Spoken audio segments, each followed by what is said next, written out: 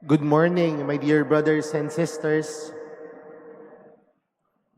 Can you also greet the person beside you? Good morning.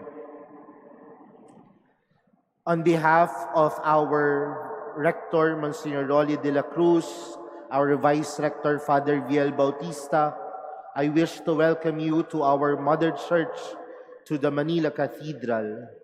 In a special way, we also welcome our pilgrims from the Diocese of Broken Bay in Australia. And joining with us are Father David, Father Aldrin, and Reverend Roberto. My dear brothers and sisters, on the sixth Sunday in Ordinary Time, we are being reminded that true blessings comes from the Lord.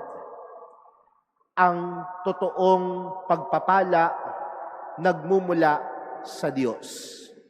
That is why, let me begin my reflection this morning by simply asking you to look at the person beside you. What do you think to that person? Is he a blessing to you? What do you think to that person? Is he blessed or cursed? Mas maganda ho pag tinatagalog eh. Kapag tinitingnan niyo po ba yung katabi ninyo, ano po ba ang nakikita ninyo? Biyaya o kawawa? My dear brothers and sisters, in our first reading today, we are being reminded of the prophet Jeremiah when he said, "Cursed is the one who trusts in human beings, who seeks his strength in flesh, whose heart turns away from the Lord.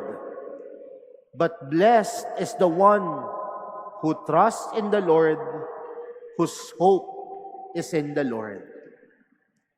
In other words, my dear brothers and sisters, in our society today, when we speak of a person who is truly blessed, we always associate it with the status of the person.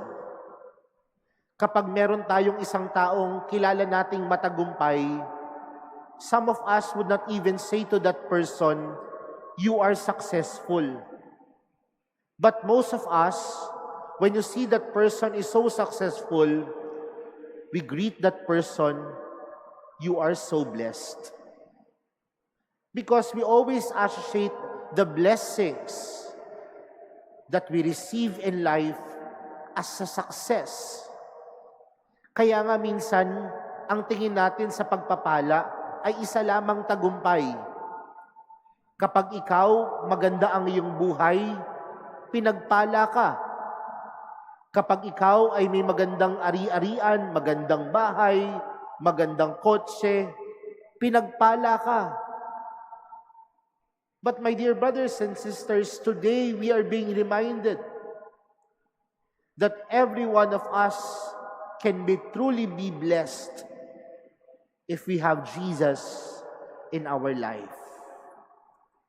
You can be a blessing if you have Jesus in your life. You are truly blessed if you have Jesus in your life.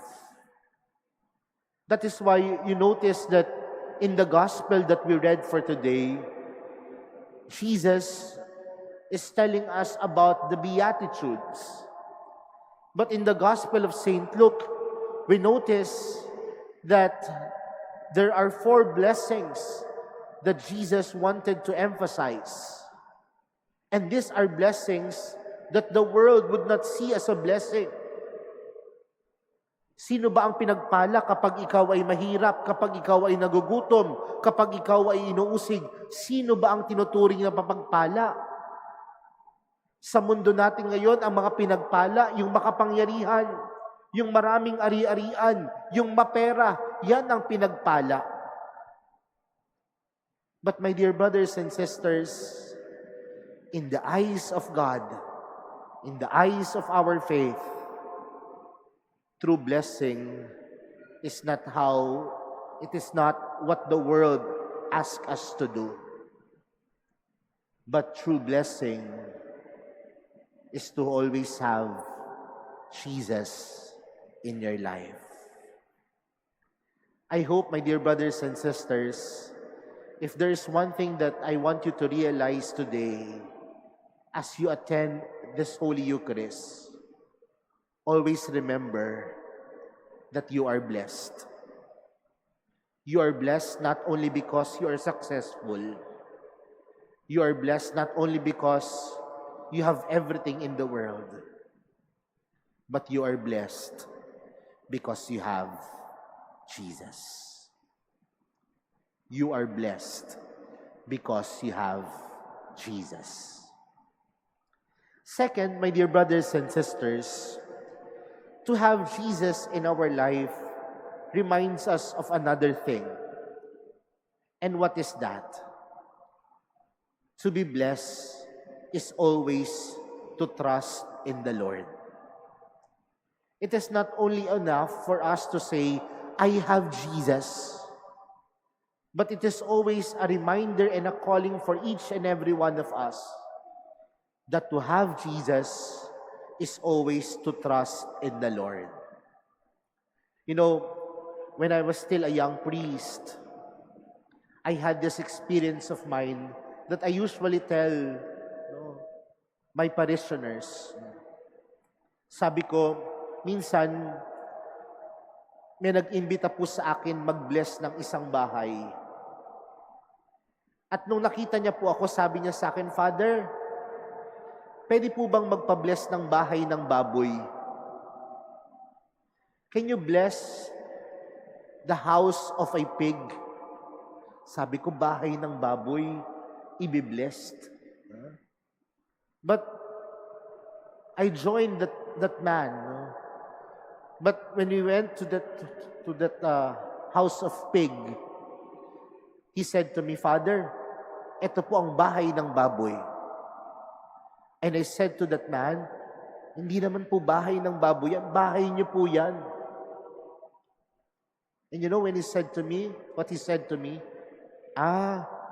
bahay po namin pala yan, hindi pala bahay ng baboy.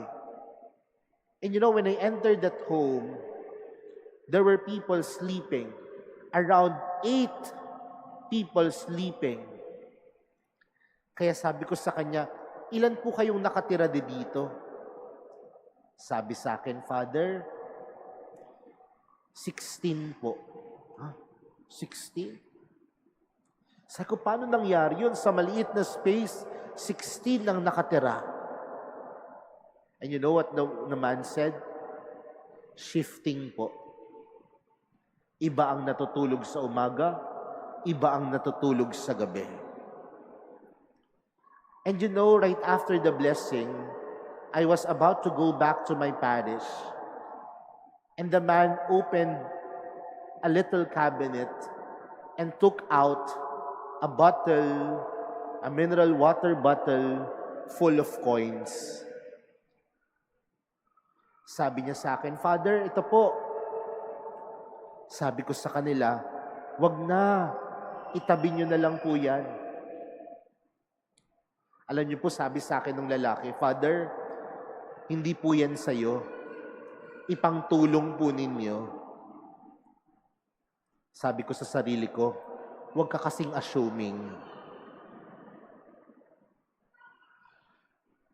And you know, when I went back to the parish, a day after, I had the chance to talk to the man. And he said to me, you know, Father, I am a pedicab driver. My wife would usually accept laundry. 4 po yung anak po namin. Minsan po, wala silang trabaho, minsan meron. Mahirap po ang buhay. But you know, Father, we get our strength from the Lord. Napagpapatuloy po ang buhay dahil kumukuha po kami ng lakas at tiwala mula sa Diyos. They do not have everything in the world. But after talking to that family, to that man, I said, they are truly blessed. True blessings does not come from material things, but true blessings comes from the Lord. And if blessings comes from the Lord, we can be truly blessed if we continue trusting in the Lord. That is why, my dear brothers and sisters, what is now the challenge for us? Kung ang pagpapala ay si Jesus, at kung ang pagpapala ay nagmumula sa ating tiwala sa Diyos, let us always remember that we can also be the source of blessing to others. Alam niyo po, nakakalungkot, marami na po ang nawawala ng pag-asa sa mundo. Marami na po ang nawawalan ng lakas ng loob sa mundong ito. Bakit? Dahil baka onti na rin ang nagiging biyaya para sa iba. We have received so much blessings from the Lord. If the Lord is truly in our hearts, therefore the challenge for us is also be that source of blessing to others. That is why at the beginning of my reflection, I ask you to look at each other. Because I pray and I hope that every time we see each other, we able to feel and realize the blessings from the Lord because we have been a blessing to others. My dear brothers and sisters, as we continue in this celebration of the Holy Eucharist, let us always remind ourselves that we are blessed, not because we have material possessions, not because we are successful, but we are blessed because we have the Lord. And if we are blessed because we have the Lord, let us also remember that to be blessed is also to trust in the Lord at all times. And if we truly trust the Lord at all times, what is now the challenge for us? Be a blessing. Be a source of blessing to others. As we continue in this Holy Eucharist, that is our prayer to God. That is our prayer to Jesus. Lord, be a blessing to my life. Be a blessing to our life. That I can also be a blessing to others. Amen.